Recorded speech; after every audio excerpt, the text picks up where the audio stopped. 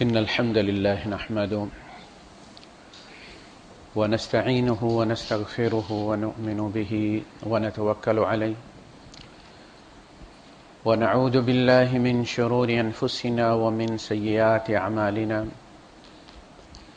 من يهده الله فلا مضل له ومن يضلل فلن تجد له وليا مرشدا وأشهد أن لا إله إلا الله وحده لا شريك له ولا ضد ولا ند ولا مثيل له ولا مثال له وأشهد أن سيدنا ومولانا محمدا عبده ورسوله أرسله الله بالحق بشيرا ونذيرا وداعيا إلى الله بإذنه وسراجا منيرا فقد بلغ الرسالة وأدى الأمانة ونصح الأمة وكشف الغمة فترك أمته على المحجة البيضاء ليلها كنهارها لا يزيغ عنها إلا هالك اللهم صل وسلم وبارك عليه وعلى آله وأصحابه وأزواجه وذرياته وأهل بيته أجمعين أما بعد فأعوذ بالله السميع العليم من الشيطان الرجيم بسم الله الرحمن الرحيم قد أفلح المؤمنون الذين هم في صلاتهم خاشعون صدق الله العظيم رب اشرح لي صدري ويسر لي أمري واحلل عقدة من لساني يفقهوا قولي آمين يا رب العالمين. سورہ المؤمنون جیسا کہ اس کے اپنے نام سے ظاہر ہے کہ ایمان والوں کی صفات سے شروع ہوتی ہے، یعنی انہیں کامیابی کی نوید سنائی گئی ہے کہ وہ ایمان والے کامیاب ہیں جس کے بعد 7 صفات گنائی گئی ہیں، جن کے اندر یہ 7 صفات موجود ہوں. یہ افلاح فلاح جو ہے یہ فلاح اور فلاحین سے لیا گیا، کسان کو فلاح کہتے ہیں. وہ اپنا بیج لے کے جا کے کھیتی میں ڈالتا ہے، کھیتی تیار کرتا ہے، پھر اپنے ہاتھوں اس میں جا کے بیج کو ڈال دیتا ہے، اور جتنی محنت اس نے زمین پر کی ہوتی ہے اسی نسبت سے پھر اس کو پھل واپس ملتا ہے. اگر بیج وہی ہے، ویسا ہی بہترین بیج ہے، لیکن زمین بنی ہوئی نہیں ہے ٹھیک طریقے سے، تو وہ پھر جو حاصل ہوگا اس میں بھی فرق ہوگا، اس طرح سے زمین پھل نہیں دے گی. اسی طرح سارے انسان دنیا میں بھیجے گئے ہیں، اس میں پھر ایمان والے ہیں، سارے مسلمان ہی کلمہ پڑھنے والے ہیں، ایمان کا بیج ان میں لگا دیا گیا ہے، لیکن اگر زمین پر محنت نہ کی جائے تو پھل پھر ویسا نہیں ملتا. اسی لیے دنیا میں سارے مسلمان ایک جیسے نہیں ہیں. یہ تعلیم اور یہ تربیت ہوتی ہے. صحابہ اس لحاظ سے خوش قسمت تھے کہ انہیں تعلیم بھی فرسٹ ہینڈ ملی تھی اور تربیت بھی محمد رسول اللہ صلی اللہ علیہ وسلم کی. اور چونکہ آپ کی مجلس کی خاصیت یہی تھی کہ اس میں دل نرم ہو جاتے تھے اور جو وہی کیا جاتا تھا وہ سیدھا دلوں میں جاتا تھا، لہذا ان جیسا کوئی نہیں ہو سکتا. کوئی کتنا بھی نیک بن لے، ان سے زیادہ خرچ بھی کر لے، ان سے زیادہ مشقت بھی کر لے، لیکن ان جیسا نہیں ہو سکتا، اس لیے کہ انہیں نبی کریم صلی اللہ علیہ وسلم کی مجلس نصیب ہوئی، وہاں سے تربیت ملی. اس کے بعد یہ قرآن حکیم ہے، تربیت کا آلہ، جس کے ذریعے اللہ کے رسول صلی اللہ علیہ وسلم نے تزکیہ کیا ہے. یتلو علیہم آیاتہ ویزکیہم، تزکیہ یہی ہے، گوڈی کرنا، وہ جو جڑی بوٹیاں ان کو نکالنا تاکہ وہ اس زمین کی طاقت کو نہ کھائیں، اور وہ جو مثبت بیج ہے وہ اس طاقت کو استعمال کرے اور اچھی طرح پیدا ہو. یہ تزکیہ ہے. بری عادتوں کو مٹانا تاکہ وہ جو آپ کی اچھی عادتیں ان کو بھی نہ کھا جائیں. ہر بندہ 100% اچھا نہیں ہوتا اور ہر بندہ 100% برا نہیں. برے سے برے انسان میں بھی کچھ اچھائیاں ہوتی، لیکن وہ اچھائیاں جو ہیں وہ کھا جاتی ہیں اس کی.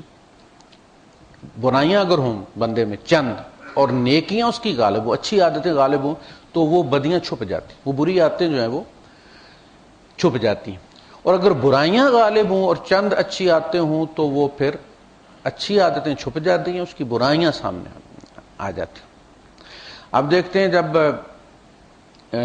دھند ہوتی ہے تو گاڑی کی لائٹ جو ہے اس کی طاقت وہی ہوتی ہے، لیکن وہ چند گز آگے سے زیادہ دور نہیں جاتی، آپ کو آگے کچھ سجائی نہیں دیتا، اس کی طاقت جواب دے جاتی ہے۔ اسی طرح ماحول کا معاملہ بھی ہوتا ہے۔ باہر اگر فوگ ہے، شکوک و شبہات کی دھند ہے، وسوسے ہیں، ان میں پھر ایمان کی لائٹ جو ہے وہ بس ٹمٹماتی رہتی ہے، دور تک رستہ صاف نہیں دکھاتی۔ 7 عادات ہیں یہاں پر جن کو بیان کیا، اس کے بعد انسان کی تخلیق کے 7 مراتب بیان کیے، 7 مراحل بیان کیے، اس کے بعد 7 آسمانوں کا ذکر کیا، اور اس کے بعد پھر زمین پر جس طرح اللہ نے اس کو انسانوں کے قابل بنایا 7 مراحل وہ بیان کیے اللہ پاک۔ اسی طرح 30ویں پارے میں آپ کو سورہ غاشیہ میں نظر آئے گا کہ اللہ پاک نے فرمایا کہ کیا انہوں نے دیکھا نہیں کہ اونٹ کو کیسے پیدا کیا، شروع کہاں سے کیا؟ جو چیز سب سے اللہ آسمان کی، زمین کی، بارش کی، کھیتی کی مثالیں اس لیے دیتا ہے کہ یہ ہمیں نظر آتی ہیں۔ اگر وہ ان چیزوں کی مثالیں دینا شروع کر دے جنہیں آج سائنس نے دریافت کی، یعنی اللہ پاک نے اس زمانے میں ایمان کی جو بندے کی اپنی اندر ذات کی جو سلامت فکری ہے اور اس کی جو فطرت کی سلامتی ہے اس کو بیان کیا، تو زیتون کے تیل کو بیان کی کہ یہ اس درخت کا پھل کہ جو اکیلا ہے، سورج چڑھتا ہے تو بھی اس پہ پڑتا ہے، اور جب سورج دوپہر کو ہوتا ہے تو بھی اس پر ہوتا ہے، اور جب غروب ہوتا ہے تو بھی اسی پہ پڑتا ہے۔ لا شرقیت ولا غربیہ، وہ نہ کسی درخت کے ایسٹ میں ہے نہ اس کے ویسٹ میں ہے کہ اس درخت کا سایہ اس دھوپ کو روک لے۔ تو فرمایا کہ اس کا جو تیل ہوتا ہے وہ اتنا لطیف ہوتا ہے کہ یکاد زیتها یضیء ولو لم تمسسہ نار، اس کا ایسے پتہ چلتا ہے اس کا تیل کہ جیسے وہ خود آگ کی لپٹیں اس میں سے نکل رہی ہیں، اگرچہ اس کو آگ نے چھوا نہ ہو، نور علی نور۔ اور جب اس کو آگ لگ جائے تو کہا کہ جو بندہ سلیم الفطرت ہوتا ہے اگر اس کو ایمان مل جائے تو پھر تو نور علی نور۔ اس زمانے میں پیٹرول ایجاد نہیں ہوا تھا، ورنہ زیتون سے زیادہ پیٹرول کی مثال وہ خود جاتا ہے آگ کے پاس، یعنی آپ فیصلہ نہیں کر سکتے کہ آگ اس کے پاس آئی ہے یہ آگ کے پاس گیا ہے۔ ہمارے یہاں پڑوس میں ایک خاتون تھی تو وہ بالٹی میں رکھ کے تو پیٹرول سے داغ اتار رہی تھی کپڑوں کے ساتھ، اس نے چولہے پہ وہ ہانڈی بھی رکھی ہوئی تھی، بس پھر پتہ نہیں پیٹرول ہانڈی تک گیا ہے یا وہ آگ اس تک پہنچی ہے، لیکن پھر آگ پورا وہ جل گئی۔ پھر بیچاری جب تک اس کو اٹھا کے باہر لاتے، شور بار سے تالا لگا کے گیا ہوا تھا تو بس وہ جل گئی۔ پھر تو یہی کیفیت ہوتی ہے، وہ بندہ ایک وہ ہوتا ہے جو مسلمان ہو کر بھی ضدی ہوتا ہے، یعنی اس کا کام یہ ہوتا ہے کہ وہ اسلام میں سے عیب نکالتا رہے، خدا کی غلطیاں نکالتا رہے، اور یہ کہہ کہ جی میں بڑا باصلاحیت تھا، بس اللہ نے مجھے ٹھیک طرح سے استعمال نہیں کیا، میں نے بڑا پڑھا، میں بڑا ذہین تھا، بس اللہ نے آگے پھر میرا کام نہیں بنایا، میری قدر نہیں کی اس نے، اور فلان دیکھیں جی ان پڑھ ہے جی ایسا ہی، اور اس کو کتنا دے دیا، اور اس کا آج وہ ملینئر ہے اور میں قرضے کے نیچے دبوں، بس یہ اللہ نے بے انصافی کر دی ہے۔ یعنی اس کا کام یہی ہوتا ہے کہ اللہ کی غلطیاں پکڑتا رہے۔ کچھ لوگ وہ ہوتے ہیں جو ایمان انہیں نہیں ملا ہوتا لیکن ان کی فطرت سلیم ہوتی ہے، تیار ہوتی ہے، بس آگ لے کر جانے کی ضرورت ہوتی ہے۔ وہ ایوان رینڈے دیکھ لیں آپ، خاتون جو ہے جو قیدی بنائی گئی تھی وہ بالکل تیار تھی، کہاں جا کے ملا اسے؟ ٹونی بلیئر کی جو سسٹر ان لا ہے، سالی اس کی جو مسلمان ہوئی ہے، ایک غریب عورت سے جو کہ کیمپ میں تھی، ایسا نہیں بعض دفعہ جاؤ جلال والی کوئی ملکہ ہے اس کے پاس گئی ہے اور متاثر ہو گئی ہے، اس سے اسلام سے کم متاثر ہوئی ہے اور اس کی ہستی سے زیادہ متاثر ہو جاتا ہے نا، روب داب ہوتا ہے، بہت بڑا کوئی عالم ہے، وہ اس عورت سے متاثر ہوئی ہے جس کو وہ فیڈ کرتی تھی کیمپوں میں، اس خاتون کے اخلاق سے۔ وہ کہتی اس کے پاس ایک ہی وہ ہمس کی پلیٹ تھی، رمضان کا مہینہ تھا، اور اس نے وہ میرے سامنے رکھ دی اور بڑے اصرار کے ساتھ اس نے مجھے کھلایا۔ اب ہم نے تو یہ سنا کہ مسلمان ڈھونڈتے پھرتے ہیں کوئی کافر ملے اور اسے ماریں، تو جو اس نے ایسا مسلمان دیکھا کہ بھئی یہ تو خود بھوکی ہے سارے دن کی اور اس نے مجھے سارا جو ہے اصرار کر کر کے یہ کھلا رہی، تو ایک دم سے دھڑام کر کے وہ جو اسلام کے خلاف ایک فضا بنائی گئی تھی وہ مسلمان ہو گئی۔ اس نے سے پوچھا کہ مجھے بڑا افسوس آتا ہے کہ ایک تو آپ لوگ پہلے ہی بھوکے ہیں، اوپر سے اللہ نے آپ پر روزے بھی فرض کر دی۔ یہ اس نے اعتراض کیا۔ اس نے کہا ایسا نہیں، اللہ پاک نے اس لیے فرض کیے ہیں کہ ہمیں بھوکوں کی بھوک کا احساس ہو اور ہم انسانوں کی ہمدردی کریں۔ تو اگر خود بندہ تیار ہو، ہدایت کا متلاشی ہو، اب دیکھنا اگر آپ کو رستہ پتہ کرنا، ایک بندہ بھٹکا اور اسے احساس ہے کہ میں بھٹکا ہوں، مجھے منزل نہیں مل رہی، وہ بندہ بے شک ڈاکٹر ہو یا وکیل ہو، اسے ایک بندہ نظر آتا ہے اس کے ہاتھ گریس سے بھرے ہوئے، مکینک ہے کوئی اسپیئر پارٹ لینے جا رہا ہے، وہی نہیں کہتا کہ میں ڈاکٹر ہو کر اس سے پوچھوں، میں وکیل ہو کر اس سے پوچھوں۔ وہ ہر ریڑی والے سے، ہر نائی سے، ہر درزی سے، ہر مکینک سے پوچھتا ہے کہ یار وہ شالمی کدھر ہے، دھرم پورہ کدھر ہے، یار میں نے فلاں جگہ جانا کہاں ہے۔ جس کو ہدایت کی تلاش ہو اس کو مکینک سے بھی مل جاتی، اسے رستہ مل جاتا۔ والذین جاہدوا فینا لنہدینہم سبلنا، جو ہماری راہ چلتے ہیں یقیناً ہم ان کو اپنی راہ دکھاتے ہیں، ان کا ہاتھ پکڑتے ہیں، ذرائع پیدا کرتے ہیں۔ تو وہاں اونٹ کو پہلے استعمال چونکہ نظر آتا ہے، تم دیکھتے نہیں کہ اونٹ کو کیسے پیدا کیا گیا ہے۔ الی الابل کیف خلقت، اونٹ پر بیٹھے بدو کو اپنے اونٹ کی گردن ہی نظر آتی ہے سامنے، وہیں سے شروع کیے۔ پھر وإلی السماء کیف رفعت، دیکھتے نہیں آسمان، کوئی بندہ اگر اندازہ لگاتا اس زمانے میں تو آسمان کتنا اونچا بناتا، میں تھوڑا سا پاس ہی بنا دیتا ہوں، سب سے اونچا اونٹ ہے، زرافے کو دیکھ لیتا کہ چلو جی اس سے تھوڑا سا اوپر بنا دیتا ہوں۔ ہوائی جہازوں کا تو اسے پتہ نہیں تھا نا کہ انسان نے ہوائی جہاز بھی بنانے ہیں، لیکن اللہ کو تو پتا تھا نا، اس نے کائنات بڑی وسیع بنائی۔ اس میں کہا جاتا ہے کہ یہ مومن کی صفات بیان کی گئی۔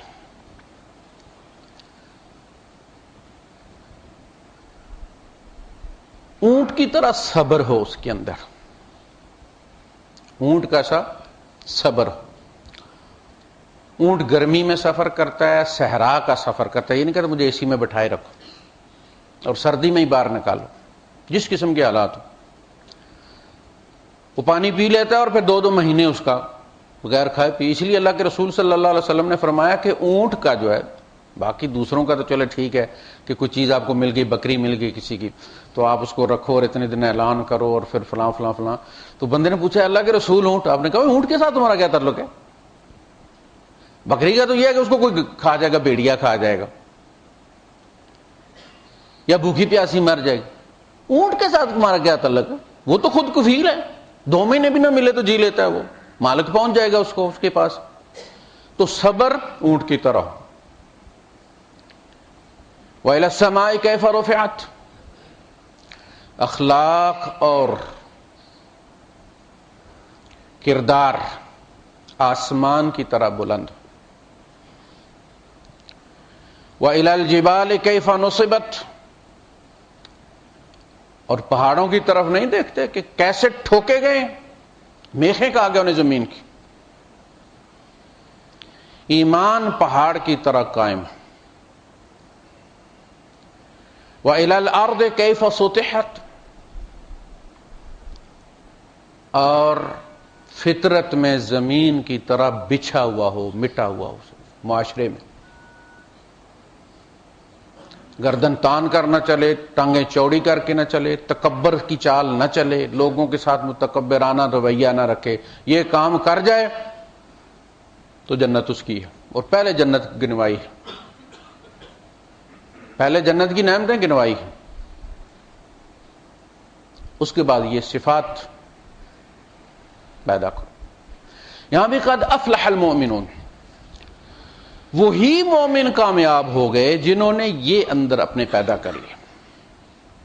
الذین هم فی صلاتہم خاشعون، اول اور آخر نماز. والذین هم علی صلاتہم یحافظون، شروع کہاں سے کیا ہے؟ نماز میں خشوع، اور ختم کہاں کیا ہے؟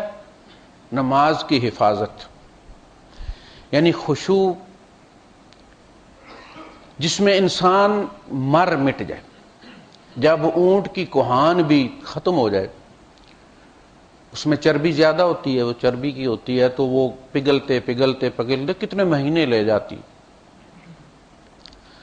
تب وہ خشع ہوتا ہے، مٹ گیا، ختم ہو گیا، ابھی اس کی کوہان بھی ختم ہو گئی. بندہ اپنی جوتیوں کے ساتھ اپنے سارے ٹائٹل بھی باہر چھوڑ کر آئے.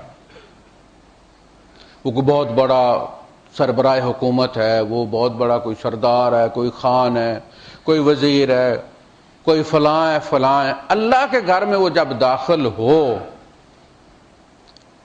تو اسی طرح داخل ہو جس طرح وہ ماں کے پیٹ میں سے نکلا تھا تو کچھ بھی نہیں تھا اس کے پاس، کچھ بھی نہیں تھا، وہ بے بس تھا. اور اسی بے بسی کی کیفیت میں رب کے سامنے کھڑا ہو کہ اللہ یہاں قدم قدم پر موڑیں، اور میں خود سے ہدایت نہیں پا سکتا، مجھے تیری ہدایت کی ضرورت ہے. ایاک نعبد، یعنی ایسا نہیں کہ ایک بندے نے ایمان پا لی اور اس کے بعد کوئی خطرہ نہیں ہے. ہمارے یہاں عام طور پہ یہی سمجھا جاتا ہے، میں نے عرض کیا کہ چونکہ ہم ختنے کے مسلمان ہیں اور ختنے کو کوئی خطرہ نہیں، ہمیں دفنا دیں گے لوگ. مسئلہ اس ایمان کا ہے جو سب سے پہلے قبر میں چیک کیا جائے گا، پھر ہمارا سٹیٹس مقرر کیا جائے گا کہ ہم کون ہیں. اس کلمے کے نتیجے میں ہمیں دنیاوی سہولیات مل جائیں گی، جنازہ بھی ہو جائے گا، قبر بھی مل جائے گی، کتبہ بھی لگ جائے گا، فاتحہ بھی پڑھی جائے گی، سارا کچھ ہوگا، لیکن آگے کیا ہونا اس کا تعین آگے ہوگا. ایمان جو ہے یہ آتا جاتا رہتا ہے. اللہ کے رسول صلی اللہ علیہ وسلم نے فرمایا کہ ایک زمانہ آئے گا، صحابہ کو کہہ رہے ہیں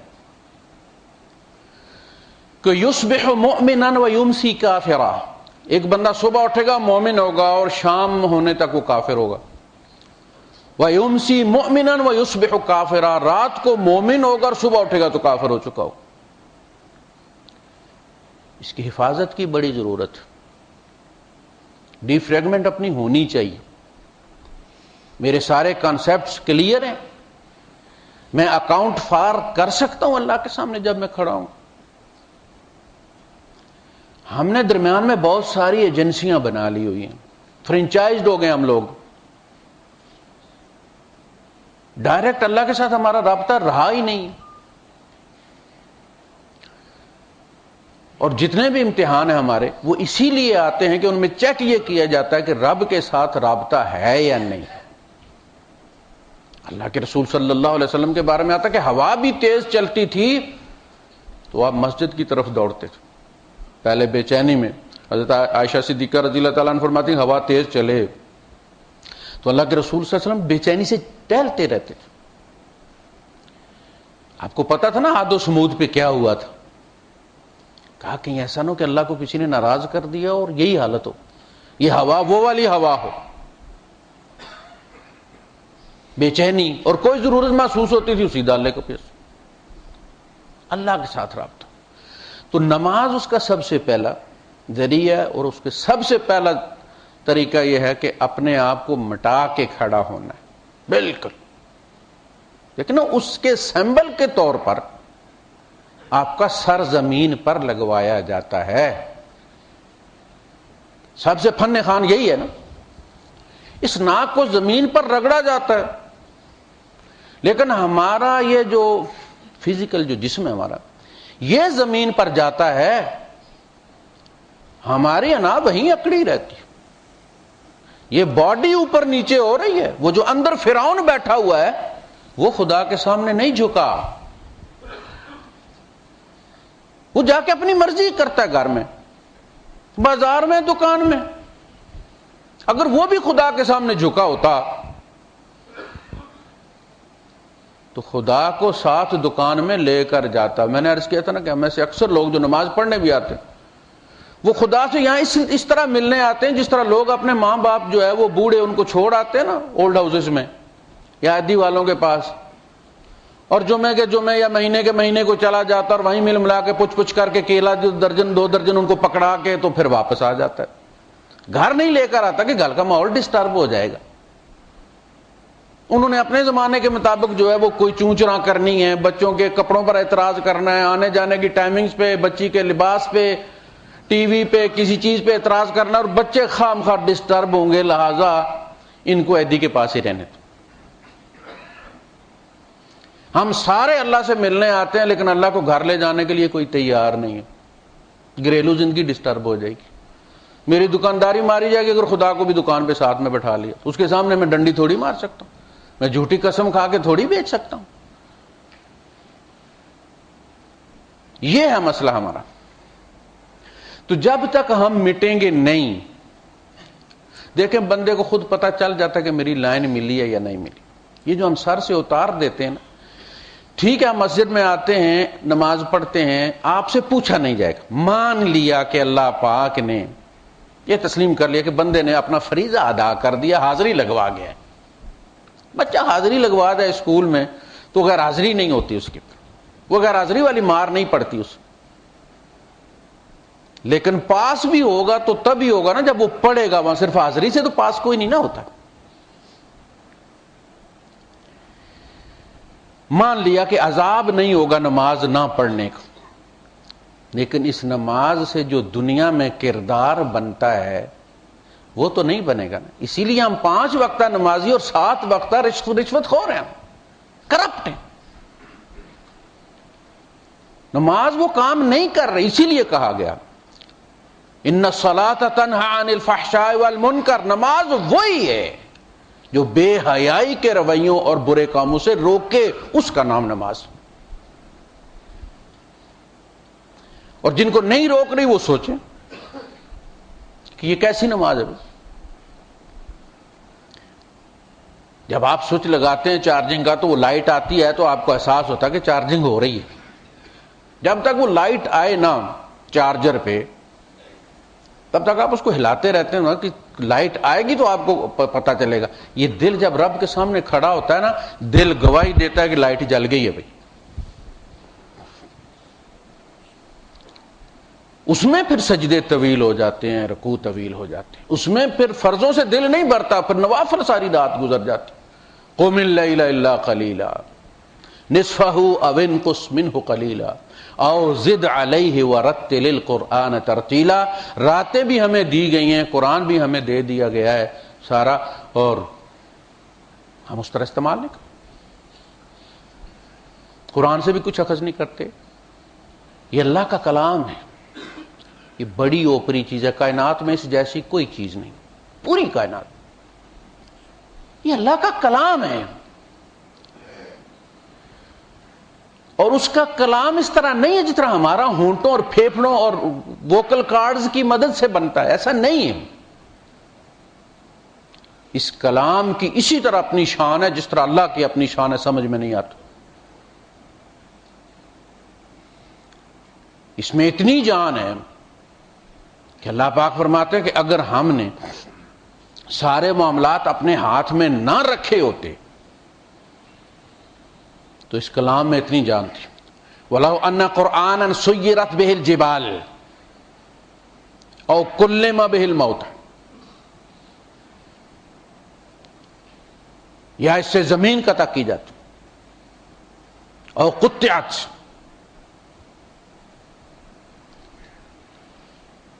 یا زمین میں ایک بندہ ایک آیت پڑھتا اور جھٹ میں مشرق سے مغرب پہنچ جاتا, اسی نور کی لہر میں منتقل ہو جاتا, اس کا بدن لائٹ بن جاتا. او قطعت بہ الارض او کلم بہ الموتى,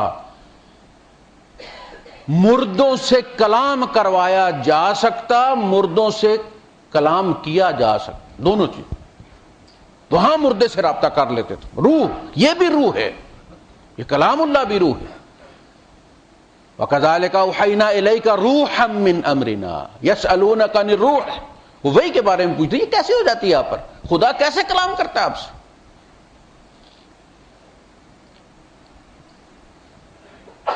وَلَوْ أَنَّ قُرْآنًا سُيِّرَتْ بِهِ الْجِبَالُ أَوْ قُطِّعَتْ بِهِ الْأَرْضُ أَوْ كُلِّمَ بِهِ الْمَوْتَى بَل لِلَّهِ الْأَمْرُ جَمِيعًا. یہ وہ کلام ہے، ہمیں اس کی پرواہ نہیں، اس سے پیار نہیں، اس کو وقت نہیں دینا. تو نماز کیا؟ یہی تزکیہ یہی کرتا ہے. یعنی وہ کیفیت تیار ہو کہ کلام اللہ کی سمجھ بھی ہو میں کیا پڑھ رہا ہوں، اور وہ ٹھیک وہ تبدیلی آپ کے اندر چینجز کر دے. ہم تو سلیکٹو مسلمان ہیں نا، ہم صرف بوفے کی طرح وہ اسلام لیتے ہیں جو ہمیں پسند ہوتا ہے، جو زیادہ ڈیمیج نہ کرے ہمیں، ہماری زندگی کو ڈسٹرب نہ کرے، جینا آرام ہو جائے. سلیکٹو. لیکن وہ یہ جب آپ کوئی انسٹال کرتے ہیں کوئی چیز تو وہ آپ سے پوچھتا ہے کہ اس کو ایکسیس دینی ہے اپنی ساری فائلوں تک یا نہیں. آپ یس کرتے ہیں تو پھر وہ چیز انسٹال ہوتی ہے. لیکن جب ہم یہاں ہوتے ہیں، اللہ کے سامنے آتے ہیں تو کہتا ہے دیکھ یہ کہ اللہ تمہیں یہ کہہ رہی ہے تو کرنا ہے. کہتا ہے یار کر لیں گے جب بڈھے ہوں گے. تو بچے ذرا میرے کام لگ جائیں وہ بھی کر لیں گے، لیکن فی الحال بس تو رہنے دے، انسٹال نہیں کرنا، جسٹ ریڈ اٹ. اس لیے ہم نماز پڑھتے ہیں، نماز خواندن، نماز ادا نہیں کرتے. یہ فارسی سے اصل میں نماز پڑھنا بنا. الصلاۃ کیا ہے؟ اتصالات کہاں ہے؟ الصلاۃ اصل میں صلہ ہے رب اور بندے کے درمیان، اتصالات ہے، رابطہ ہے. یہ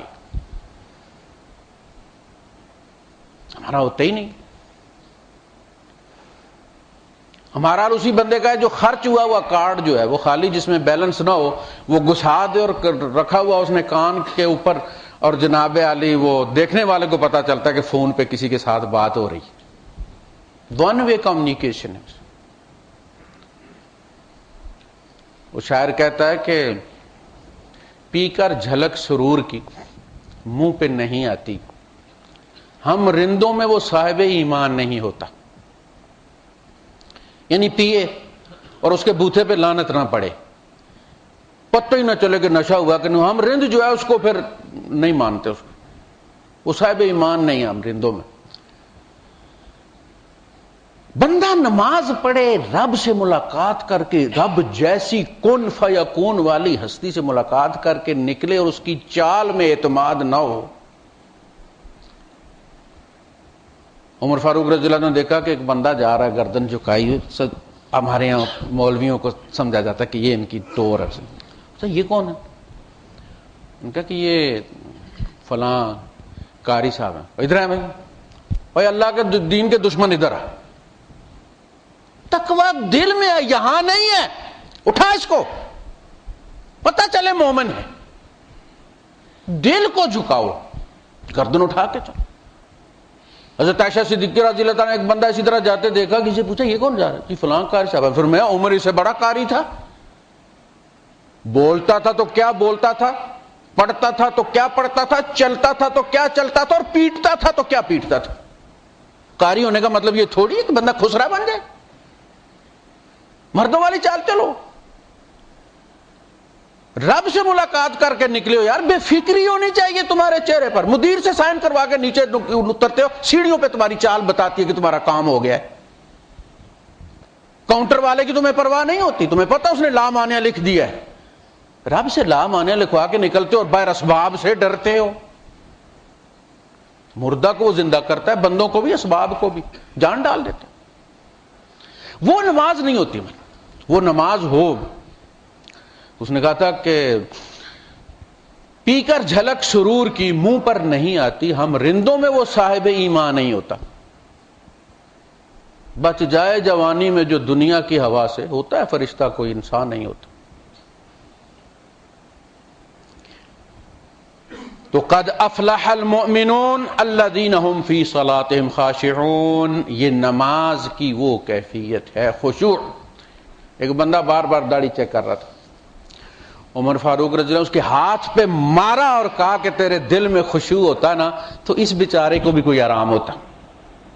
یہ تیرے ہاتھ کی بے چینی تیرے دل میں ہے، وہاں سکون نہیں ہے، وہ رب کے سامنے کھڑا نہیں، اس لیے تیرا ہاتھ چکر کر رہا، کبھی ٹوپی سیدھی کر رہا، کبھی داڑھی تو چیک کرتا بڑی تو نہیں ہوگی 2 رکعتوں میں، کبھی جیب میں چیک کرتا موبائل اندر ہی ہے کہ نہیں ہے. میں اسی لیے وہ والا نہیں پہنتا، کسی دن پہنتا ہوں مجبوری، وہ ہماری یونیفارم کا حصہ ہے کہ اس میں ساری توجہ ادھر لگی رہتی ہے.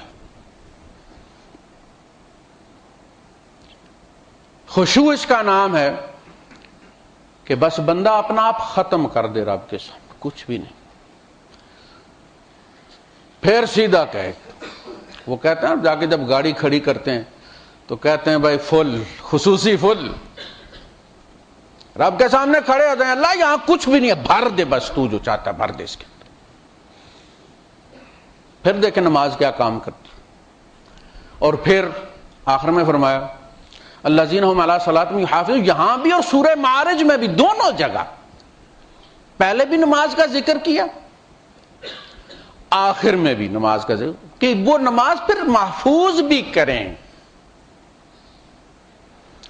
یعنی مسجد میں آئے تو چارجنگ ہو گئی، اتنی چارجنگ ہوئی کہ موبائل ہی گرم ہو گیا، ہاتھ لگاؤ تو پتہ چلتا آگ ہو گیا.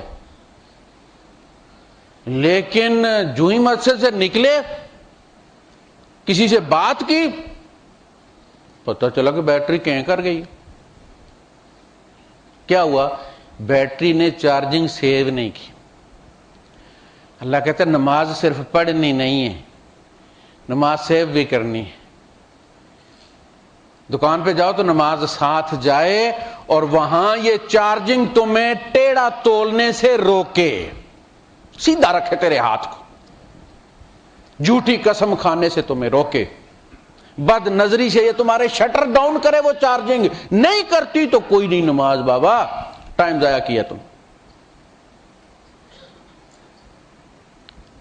الذین ھم فی صلاۃ، بڑی سخت یہ، ہم بظاہر سمجھتے ہیں ہم چونکہ نماز پڑھتے ہیں لہٰذا یہ شرط پوری کرتے ہیں. اللہ کے رسول صلی اللہ علیہ وسلم نے گنوایا کہ نماز تو سارے ہی پڑھتے ہیں، لیکن ان میں سے کوئی وہ ہوتا ہے کہ جسے نماز کے 10 حصے مل جاتے ہیں. کسے 9 ملتے ہیں، کسی کو 8 ملتے ہیں، کسی کو 7. حضور گنواتے گئے نیچے لے کر، فرمایا کسی کی نماز وہ ہوتی ہے کہ اسے لپیٹ کر اس کے منہ پر مار دیا جاتا.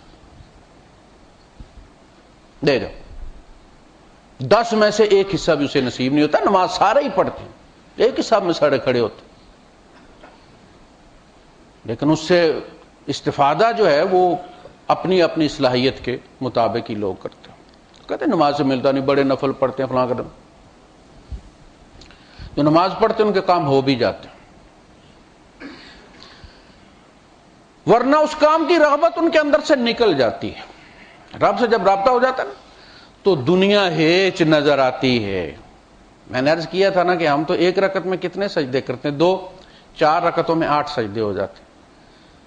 4 سنتے مل گئے تو 16 ہو گئے، 2 اور مل گئے جناب علی تو 20 ہو گئے، نوافل ساتھ پڑے تو 24 ہو گئے.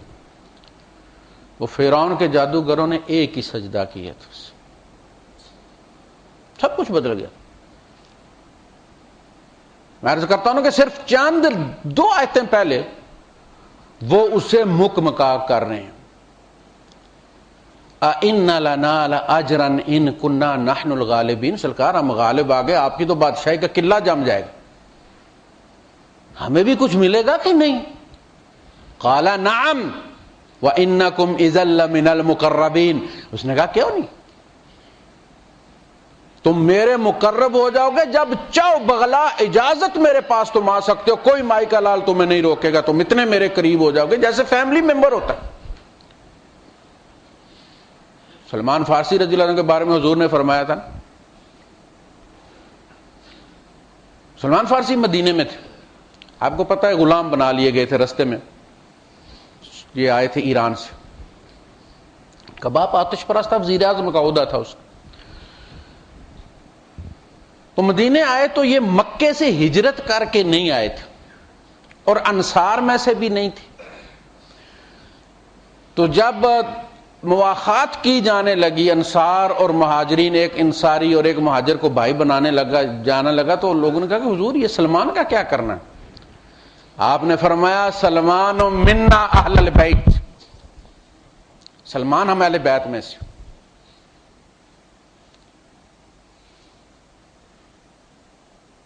تو اس نے کہا تم میرے اہل بیت میں سے ہو جاؤ گے، جب چاہو تم آؤ جاؤ، تمہیں کوئی روکنے ٹوکنے والا نہیں ہوگا۔ 2 آیتیں گزری، فَأُلْقِيَ السَّحَرَةُ سَاجِدِينَ قَالُوا آمَنَّا بِرَبِّ الْعَالَمِينَ، رب موسیٰ و ہارون۔ فَأُلْقِيَ السَّحَرَةُ سَاجِدِينَ، ان کے ضمیر نے انہیں سجدے میں گرا دیا۔ ہم تو شعبدہ بازی کرتے ہیں، لوگوں کو نظر آتا ہے کہ رسیاں سانپ بن گئی، ہمیں تو پتہ ہوتا ہے کہ یہ رسیاں ہیں، یہ موسیٰ کا سانپ ڈنڈا تو واقعی سانپ ہے، اس کی حیت تبدیل ہو گئی ہے۔ جمادات سے عالم حیوانات میں منتقل ہو گئے، یہ صرف خدا یہ کام کر سکتا ہے، جادو نہیں کر سکتا۔ ماہر فن تھے نا، انہیں پتہ، ایک بالر ہی جانتا ہے کہ یہ کیسی بال تھی۔ بس اس کے بعد فرعون نے بڑا ہی ڈرایا، آمنے سامنے کے ہاتھ کاٹ کے تمہیں ٹانگ دوں گا کھجور کے تنوں کے ساتھ میخیں مار کر، سسک سسک کر تم مرو گے۔ قالوا فقد ما انت قاض،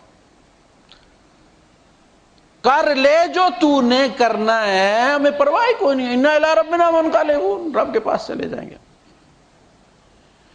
کیفیت تبدیل ہو جاتی ہے، بندہ رب کو بلیک میل نہیں کرتا کہ یہ مہینے 2 مہینے میں نہ ہوا تو میں پھر سمجھی تو میرا خدا نہیں۔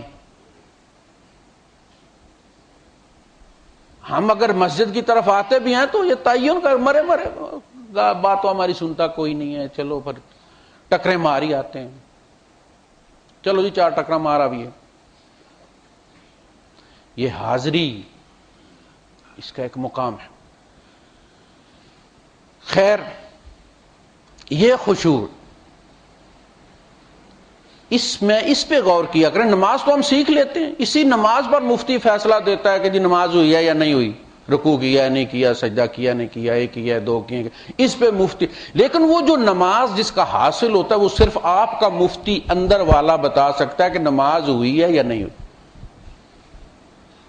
وہ بتاتا کہ گل ہو گئی ہے میری رب نے، پہنچ گیا بھائی، میں رابطہ ہو گیا بھائی، بات ہو گئی، بندہ مٹ جاتا۔ والذین ہم عن اللغو معرضون، جب یہ کام ہو جائے تو وہ لغو سے بھی، گناہ تو گناہ ہوا نا، کہا وہ لغو سے بھی اعراض کرتے، ان کی شان ہی الگ ہو جاتی، انہیں اپنا مقام معلوم ہو جاتا ہے، دنیا کا تعین ہو جاتا ہے کہ یہ دنیا ہی سب کچھ نہیں ہے، یہ دنیا کی زندگی چند روزہ جو ہم سے نہیں گزرتی، لوگ خودکشی کر لیتے، روتے پھرتے ہیں کہ ہم نے جس دنیا میں کیا لی، ہم نے جس زندگی سے کیا حاصل کیا، یہ کوئی زندگی ہے؟ او بھائی یہ زندگی نہیں ہے، زندگی کے لیے انسان چنے جا رہے ہیں کہ زندگی جیسی اہم چیز کس کو سونپی جانی ہے۔ یہ زندگی نہیں ہے، زندگی تو تمہیں اس کے نتیجے میں دینی ہے، یہ چند دن جی کر دکھاؤ کہ تم انسان ہو، انسانوں کی طرح جی سکتے ہو، ہم تمہیں زندگی دے دیں گے۔ کیا کہے گا؟ یقول یا لیتنی قدمت لحیاتی، اے کاش میں نے اس زندگی میں سے اس زندگی کے لیے کچھ بھیجا ہوتا۔ ساغر صدیقی کہتا ہے عدم کے مسافروں ہوشیار، تم سمجھ رہے ہو کہ مٹنے جا رہے ہو، راہ میں زندگی کھڑی ہوگی۔ موت جس کو کہتے ہیں ساغر، وہ زندگی ہی کی کھڑی ہوگی۔ موت کے بعد تمہیں اس زندگی اور اس زندگی کو اس موت نے جوڑا ہوا، یہ کڑی ہے اصل میں اس بڑی زندگی کی۔ اصل زندگی تو وہ ہے، یہ کیا زندگی، یہ تیرا امتحان ہے۔ اقبال نے کیا مثال دی ہے، قلزم ہستی سے ابھرا ہے تو ماند حباب، حباب جو ہے بلبلے کو کہتے، ایک سمندر میں بلبلے کی کیا حیثیت ہوتی ہے، کہتے تیری زندگی جس کو تو بڑی اوکھی سمجھتا ہے، لمبی سمجھتا ہے، یہ تو ایک بلبلا ہے۔ قلزم ہستی سے تو برہمان کے حباب، اس زیاں خانے میں تیرا امتحان ہے زندگی. یہ زندگی نہیں، یہ زندگی امتحان ہے اصل میں. اس کی حقیقت کو پہچانو گے تمہاری آنکھیں کھل جائیں گی. چند روزہ ہے، اس کی ہر چیز امتحان ہے. تمہیں کچھ مل گیا تو اس پہ مت اس لیے ملا کہ میں بہت نیک بندہ ہوں. یہ تمہیں امتحان ہے. وہ قارون اور فرعون کے پاس بھی بہت کچھ تھا. یہ اس کا مظہر نہیں ہے. کسی کو دے کے آزماتا ہے، کسی سے لے کر آزماتا ہے. اور غریب ہو تو سمجھتے ہو کہ میں کچھ بھی نہیں ہوں، میں رل گیا ہوں، مٹی بن گیا ہوں. کسی نے اللہ سے پوچھا اللہ تو کہاں ملتا ہے؟ کہا انا عند منکسرۃ القلوب، میں ٹوٹے دل والوں کے پاس ہوتا ہوں. اجڑے ہوئے چہروں سے گریزاں نہ ہوا کر. یہ جو مصیبت زدہ لوگ ہوتے ہیں خدا کے بڑے قریب ہوتے ہیں، یہ بالکل کنارے پہ ہوتے ہیں.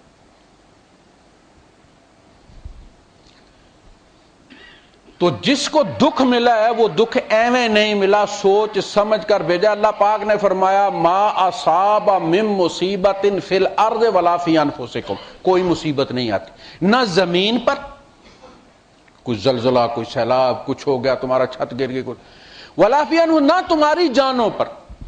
بیماری آ گئی ہے جی، فلاں ہو گیا جی، وہ بچہ جو ہے جی وہ بیمار ہو گیا جی، فوت ہو گیا جی، فلاں ہو گیا جی. نہیں، الا فی کتاب، مگر وہ ایک کتاب میں لکھا ہوا ہوتا ہے. ہم اس کو جاری کرتے ہیں. نبرأہا، ہم اسے براءت ذمہ دیتے ہیں، نو آبجیکشن دیتے ہیں تو وہ تیری ذات پہ پڑتا ہے. حضور نے نہیں فرمایا سارے فرشتے، سارے جنات، سارے انسان، پہلے قیامت تک آنے والے سارے مل کر زور لگا لیں تو میں کوئی وہ نقصان نہیں پہنچا سکتے جو تیرے مقدر میں اللہ نے نہیں لکھا. اور یہ سارے بیک وقت زور لگا لیں تو میں وہ فائدہ بھی نہیں دے سکتے جو رب نے تیرے ماں کی رحم میں تیرے مقدر میں لکھ دیا ہے. سیاہی خشک ہو گئی ہے، قلم توڑ دیا گیا ہے تیرے حصے کا، کوئی تمہیں نفع نقصان نہیں پہنچا سکتا. اس کے بعد مومن ڈر سکتا ہے؟ وہ فلاں کے گھر دعوت نہیں کھانا، وہ جادو کرتی ہے. وہ انڈا ابلا ہوا نہیں کھانا، اس نے وہاں کیا، اور اس کا نمک استعمال نہیں کرنا فلاں. ہم مومن ہیں، ہر وقت تھر تھر کانپتے رہتے ہیں. وآخر دعوانا الحمدللہ رب العالمین.